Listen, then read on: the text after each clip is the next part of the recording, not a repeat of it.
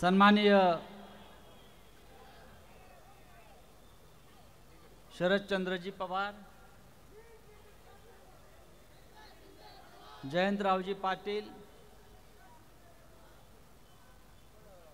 जितेंद्र आव्हाड,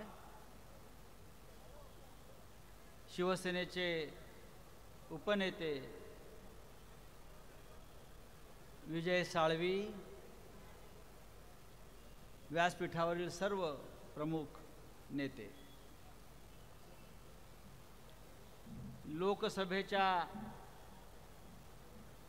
लोकसभेच्या आपले उमेदवार बाळामामा म्हात्रे यांच्या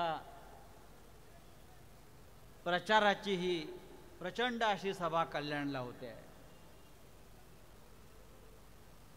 मगाशी आम्ही शहापूरला होतो. शहापूरला राष्ट्रवादी काँग्रेसच्या झेंड्याबरोबर आम्हाला सगळे लालबावटे जास्त दिसले. मी पवार साहेबांना म्हणालो, इकडे तुम्हाला बद्दल भगवात दिसेल.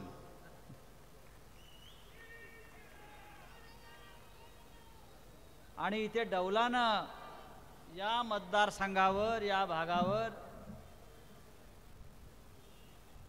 भगवा झेंडा आपण कायम फडकवत ठेवलेला आहे. आणि मी पाहतोय या सभेत सुद्धा मोठ्या प्रमाणामध्ये शिवसैनिक उपस्थित आहेत. मी जयंतराव पाटलांना मगाशी म्हणालो की, आणि आमचे जितेंद्र आव्हाड, बाळामामा हा तसा परंपरेनं शिवसेनेचा गड आहे. इथून कोणी आलं गेलं सोडून गेलं तरी खाली जी आमची ताकद आहे शिवसेनेची ती कायम आहे.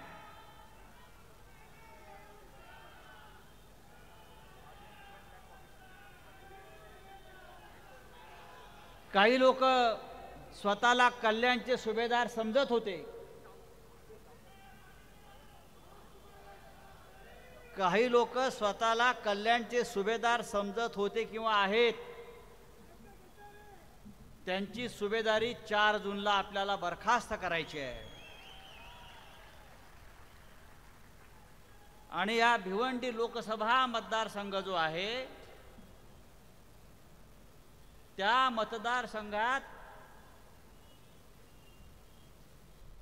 वर तुतारी आणि खाली मशाल विधानसभेला ही पेटायलाच हवी. म्हणून आधी तुतारी दिल्लीत पाठवा आणि मग आपण इथे मशाल पेटवूया, हे सांगण्यासाठी मी इथे आलेलो आहे. आमचे बंड्या साळवी कुठे आहेत? विजय साळवी कुठे आहेत? पुढे गेले का? या मतदारसंघात अनेक स्थित्यंतरं पाहिलेली आहेत. पण सातत्यानं अनेक संघर्षाच्या काळामध्ये इकडला शिवसैनिक आणि शिवसेनाप्रेमी जनता ही हिंदू हृदय सम्राट बाळासाहेब ठाकरे आणि त्यानंतर उद्धव ठाकरे यांच्याबरोबर ठामपणे उभी राहिली. कोण गेलं इथे सोडून? एक गद्दार गेला, बाकी शिवसेना खालीच आहे. आणि आपल्याला दाखवून द्यायचं आहे यावेळेला की लोकसभा असेल किंवा विधानसभा असेल, महाविकास आघाडीचा जो उमेदवार असेल त्या उमेदवाराला आपल्याला विजयी करायचं आहे. नरेंद्र मोदी, अमित शहा, देवेंद्र फडणवीस, महाराष्ट्र त्यांचा नाही आहे, महाराष्ट्र हा आपला आहे. या देशामध्ये गेल्या 10 वर्षापासून एक भ्रष्ट सरकार चालू आहे.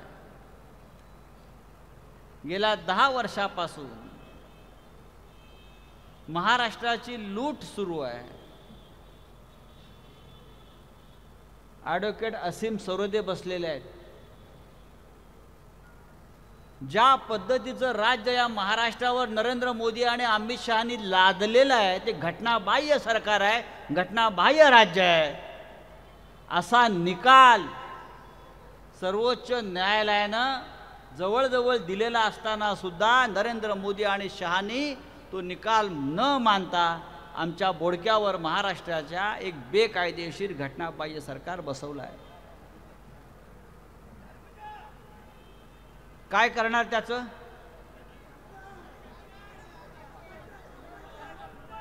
कधी? हे घटनाबाह्य सरकार म्हणजे महाराष्ट्राला लागलेला कलंक आहे आणि या घटनाबाह्य सरकारचा केंद्रबिंदू या ठाणे जिल्ह्यामध्ये आहे. महाराष्ट्राला आणि शिवसेनेला गद्दारीचा जो कलंक लागला दुर्दैवानं तो या ठाणे जिल्ह्यात लागला, या मतदारसंघात लागला.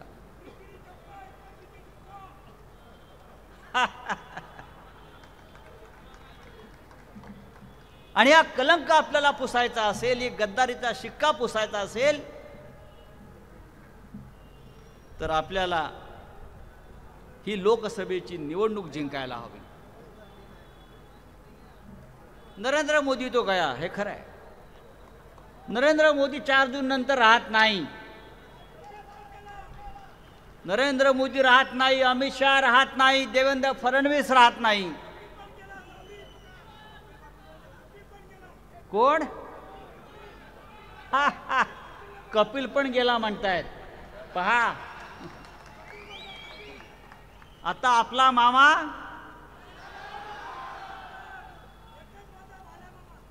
एकच मामा, बाळ्या मामा आपल्या घरातला माणूस आहे, आपला माणूस आहे आणि सगळ्या पक्षांना प्रिय असलेला माणूस आहे. प्रत्येकाला वाटतो मामा आमचाच आहे. म्हणजे मला सांगायला गंमत वाटेल की भिवंडी लोकसभा मतदारसंघावर चर्चा करताना सर्व 3 पक्षाकडे एकच उमेदवार होता, तो म्हणजे आमचा बाळ्या मामा. देशामध्ये असं कधी झालं नाही की 3 प्रमुख पक्ष बसले आहेत आणि उमेदवार कोण? काँग्रेस म्हणते बाळ्या मामा, राष्ट्रवादी काँग्रेसचे प्रमुख नेते जयंतराव असतील, पवार साहेब असतील, बाळ्या मामा, आणि शिवसेनाही म्हणते बाळ्या मामा. म्हणजे किती एक लोकांना सगळ्यांना आपापला आपलासा वाटणारा उमेदवार या मतदारसंघामध्ये दिलेला आहे. बाळ्या मामाने पूर्वी शिवसेनेमध्ये चांगल्या प्रकारे काम केलेलं आहे. यापुढेही बाळ्या मामा आपल्याला शिवसेनेला पुढे घेऊनच जायचं आहे. इथे आपल्याला महाराष्ट्रात राज्य आणायचं आहे, सरकार आणायचं आहे. दिल्लीत ते तुम्हाला जावंच लागेल. नरेंद्र मोदी, अमित शहा, देवेंद्र फडणवीस हे जे त्रिकूट आहे ज्याने महाराष्ट्र लुटला त्यांना आपल्याला 4 जून नंतर कायमचं घरी पाठवायचं आहे. अत्यंत खोटारडी माणसं आहे ती. मी तर नेहमी सांगतो छत्रपती शिवाजी महाराजांच्या या महाराष्ट्रामध्ये अशा प्रकारचं सरकार आम्ही इतिहासात पाहिलं नाही. हे राज्याचे मुख्यमंत्री तुम्हाला कधी प्रचार सभात दिसत नाही. त्यांनी कधी सभा घेतली आहे का मला सांगा. गेल्या 10 दिवस मी त्यांना ऑब्झर्व करतो.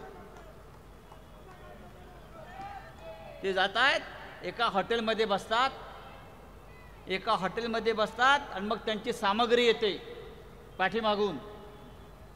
हे निवडणूक आयोगवाले आमच्या गाड्या तपासतात, आमचं हेलिकॉप्टर तपासतात, आमची विमानं तपासतात, आमच्यावर लक्ष ठेवतात.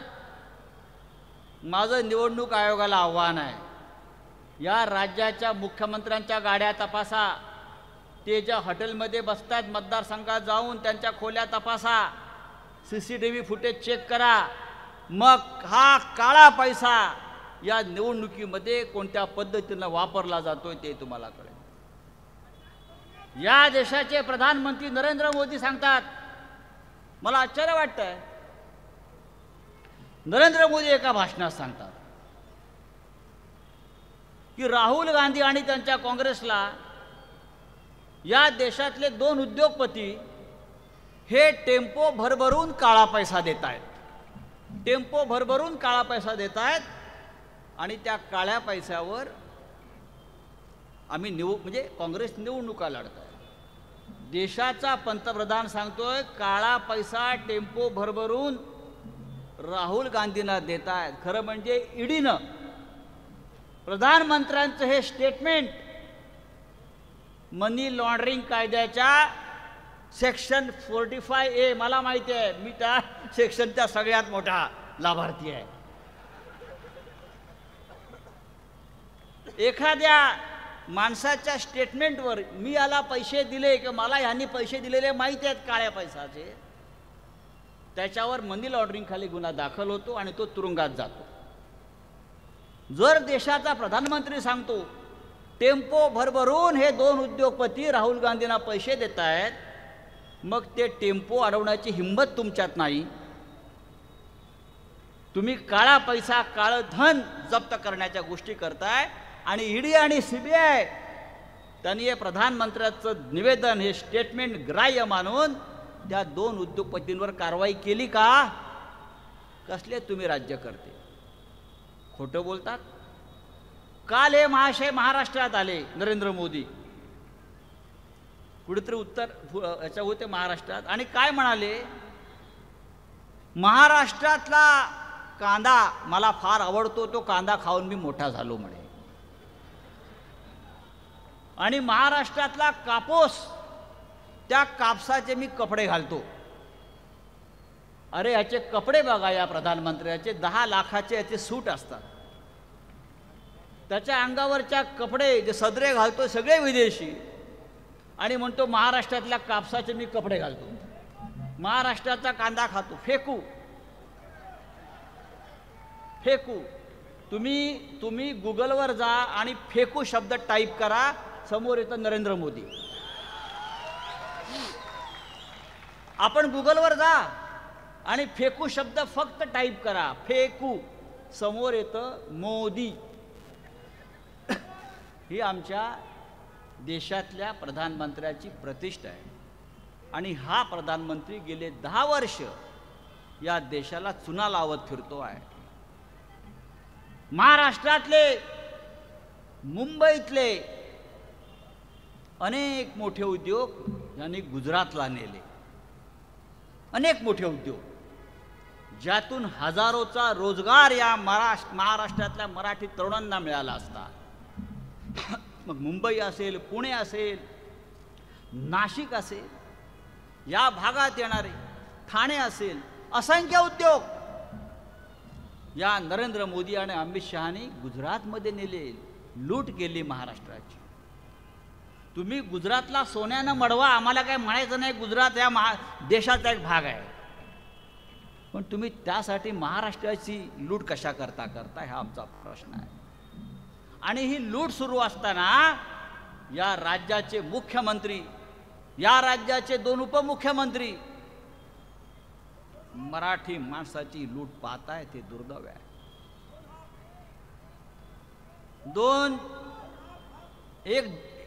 एक फूल 2 डाऊटफुल असे आहेत ते. महाराष्ट्र लुटताना राज्याचा मुख्यमंत्री उडाळवाने पाहतो, महाराष्ट्राचा उद्योग बाहेर जातो, मराठी तरुण बेरोजगार होतो आहे. बाळासाहेब ठाकरेंनी शिवसेनेची स्थापना का केली? बाळासाहेब ठाकरेंना वेळ जात नव्हता म्हणून त्यांनी शिवसेना स्थापन केली नाही. बाळासाहेब ठाकरेंनी शिवसेना यासाठी स्थापन केली की या महाराष्ट्रातल्या मराठी तरुणाला, मराठी माणसाला त्याचे हक्क मिळाले पाहिजेत. या महाराष्ट्रातल्या मराठी माणसाला स्वाभिमानानं जगता आलं पाहिजे. या महाराष्ट्राची अस्मिता, या महाराष्ट्राचा स्वाभिमान आणि इतिहास हा आपण टिकवला पाहिजे, आणि त्यासाठी मराठी माणसाला ताकद देण्याचं काम हे शिवसेना प्रमुख सन्माननीय बाळासाहेब ठाकरेंनी केलं. ती शिवसेना या मोदी आणि शहांनी यासाठी फोडली, यासाठी तोडली की त्यांना हा महाराष्ट्राचा स्वाभिमान आणि मराठी बाणा खतम करायचा आहे, मराठी माणसाला भिकेला कंगाल करायचा आहे. आपण हे होऊ देणार आहोत? बाळासाहेब ठाकरेंनी जी आमच्या मनगटामध्ये रग निर्माण केली, आमच्या धमन्यामधून जो स्वाभिमानाचं रक्त आम्हाला त्यांनी दिलं, ते काय मोदी आणि शहाची गुलामगिरी करण्यासाठी नाही या महाराष्ट्राने दिलं. पण एक सांगतो, या महाराष्ट्रामध्ये छत्रपती शिवाजी महाराज जन्माला आलेले आहेत. आणि तुम्हाला माहिती आहे का, औरंगजेबाचा जन्म कुठे झाला? औरंगजेबाचा जन्म कुठे झाला? औरंगजेबाचा जन्म मोदीच्या गावात झाला. हे तुम्हाला माहीत नसेल तर मी सांगतो, मोदी शहा आमच्यावरती आक्रमण का करतायत मोगलांप्रमाणे, त्याचं कारण त्या मातीत आहे. गुजरातमध्ये दाहोद नावाचं गाव आहे, जे मोदीचं गाव आहे बाजूला, तिथं औरंगजेब जन्माला आला. आणि म्हणून सातत्यानं नरेंद्र मोदी आणि अमित शहा हे महाराष्ट्रावरती औरंगजेबाप्रमाणे आक्रमण करतायत. हा त्या मातीचा गुण त्यांनी घेतलेला आहे. पण आज छत्रपती शिवाजी महाराजांचा महाराष्ट्र, ज्याने 27 वर्ष औरंगजेबाला झुंजत ठेवलं आणि शेवटी त्या औरंगजेबाला इथेच चिरविश्रांती घ्यावी लागली, इथेच त्याची कबर खणावी लागली, हे या लोकांनी विसरू नये. आता बाळ्या मामाला आम्ही दिल्लीला पाठवू, स्वाभिमानाचा झेंडा, मराठी माणसाचा झेंडा घेऊन पाठवू. 10 वर्ष इकडल्या खासदारांना काय केलं हे तुम्ही त्यांना कधी विचारलं? किती उद्योग आणले या भिवंडी मतदारसंघात, किती लोकांना रोजगार दिला या भिवंडी मतदारसंघातल्या किंवा आपल्या आसपासच्या लोकांना?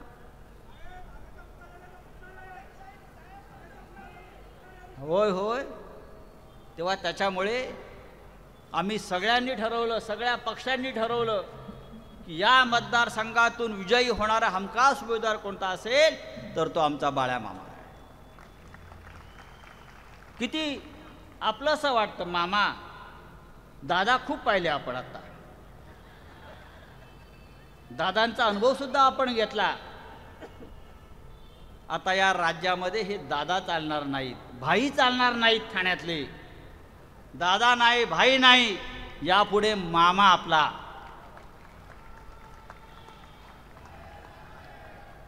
आणि या मामाला आपल्याला पाठवायचं आहे. मामा आपल्यातला माणूस आहे. मामाने हातामध्ये तुतारी घेतली आहे, त्या तुतारीला आपल्याला मतदान करायचं आहे. पण मामाच्या अंतरंगात जर आता पाहिलं तर आजही भगवाच आहे, हे सुद्धा इकडल्या शिवसैनिकांनी विसरू नये. त्याच्यामुळे बाळा मामा आपला सगळ्यांचा माणूस आहे. आणि मी यासाठी जिथे आज खरं म्हणजे मला इथे यायला अजिबात वेळ होता. पवार साहेबांनी हात पकडला आणि एकदा साहेबांनी हात पकडला की तो हात सोडता येत नाही. मी इथे आलो ते बाळ्या मामाला आपल्याला सगळ्यांना सहकार्य करायचं आहे. आणि कल्याणमध्ये या मतदारसंघामध्ये शिवसेनेची सुद्धा ताकद काय आहे हे आपल्याला दाखवण्याची संधी आहे. नरेंद्र मोदी, अमित शहा यांचा निरोप समारंभ सध्या ठिकठिकाणी चालू आहे. आणि त्यांचा निरोपाची शेवटची सभा 17 मेला मुंबईमध्ये होते. आणि त्यासाठी दिल्लीतून अरविंद केजरीवाल येत आहेत. आता मोदी तो गयो, मोदी आता येत नाही. ही तुम्ही मनाशी पक्की खुणगाट बाळगा आणि मतदानाला उतरा. ईव्हीएम बीव्हीएम हे डोक्यातून काढून टाका, काही होत नाही आहे. मतदान वाढवा, मोठ्या प्रमाणात मतदान करा आणि आपल्या बाळ्या मामांना प्रचंड मताधिक्यानं निवडून द्या आणि कपिल पाटीलला कायमचं धक्क्याला लावा. जय हिंद, जय महाराष्ट्र. देश विदेशातील प्रत्येक घडामोडींचे लाईव्ह अपडेट मिळवण्यासाठी आता साम टीव्हीच्या सर्व सोशल मीडिया प्लॅटफॉर्मला लाईक, फॉलो आणि सबस्क्राईब करा. तसंच सर्व नोटिफिकेशनसाठी बेल आयकॉन प्रेस करायला विसरू नका.